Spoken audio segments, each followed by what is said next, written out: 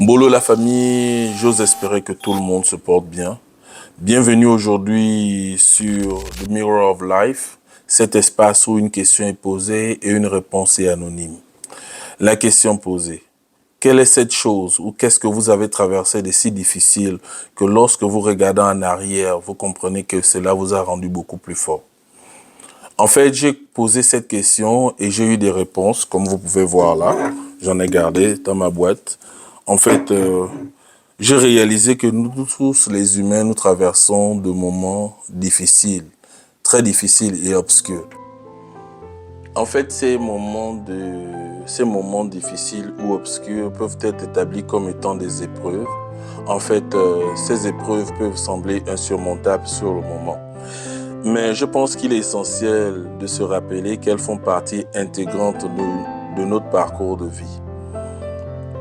La vie nous donne des défis et chaque défi que nous rencontrons a le potentiel de nous transformer. Ces moments de lutte, je dirais comment, nous remettent en question et nous poussent à explorer nos limites et à découvrir notre force intérieure.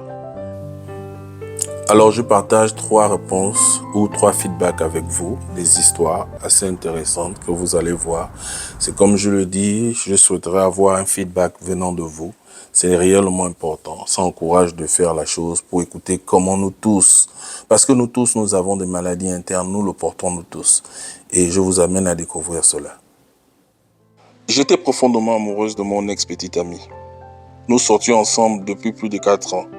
Mais pendant tout ce temps, je souffrais d'une relation abusive et je m'en rendais pas compte. Cela drainait mon énergie, me causait de la dépression et bien plus encore. C'est jusqu'à mon départ que j'ai vraiment réalisé toutes ces choses.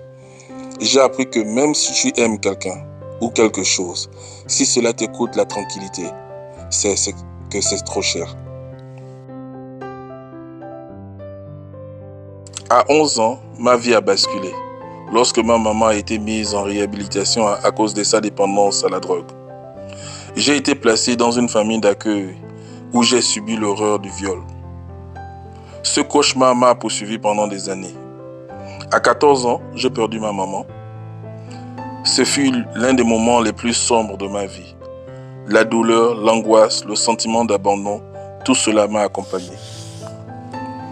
J'ai appris à transformer ma souffrance en force. Chaque jour est un combat, mais je me sens plus forte et plus libre. La vie m'a donné 2 petits garçons qui me donnent le moral dont j'ai besoin. Ils sont ma lumière dans l'obscurité, ma raison de me battre. La vie ne m'a pas épargné. Au lycée, j'ai été accusé à tort d'un viol par des amis. C'était une période difficile où je me suis retrouvé dans des détentions juvéniles et à une solitude écrasante. C'est dans ces moments que je me suis rapproché de Dieu. J'ai choisi le pardon, j'ai quitté la Californie pour me reconstruire, pour retrouver ma paix intérieure. Il y a environ 3 ans, une des personnes qui m'avait accusé m'a contacté sur Facebook. Elle m'a demandé pardon. Je lui ai pardonné car je savais que porter ce poids n'était pas la solution. Peu de temps après, il est décédé d'une overdose. Il a laissé derrière lui une femme et un petit garçon. Cela m'a rappelé que chacun de nous lutte avec ses propres démons et que la vie peut basculer en un instant.